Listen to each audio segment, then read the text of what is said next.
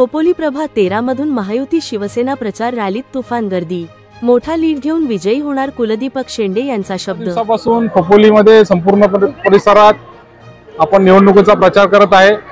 आम्ही सासगाव येथे नारळ फोडल्यानंतर जो का आम्हाला उत्स्फूर्त प्रतिसाद, सर्व आमच्या उमेदवारांना प्रत्येक घराघरात जाऊन आरत्या ओवाळणं करणं, त्यांचं स्वागत करणं होत आहे।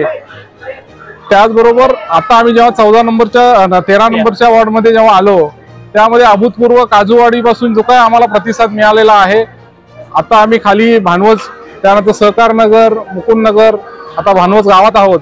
भानवस गावातलं वातावरण पाहता इथला सर्वात जास्त, मला वाटतं आमच्या 15 वॉर्ड पैकी सर्वात जास्त लीड हा आम्हाला 13 नंबर वॉर्ड मिळणार आहे आणि सर्वात सिंहाचा वाटा 13 नंबरचा राहणार आहे आमच्या विजयामध्ये।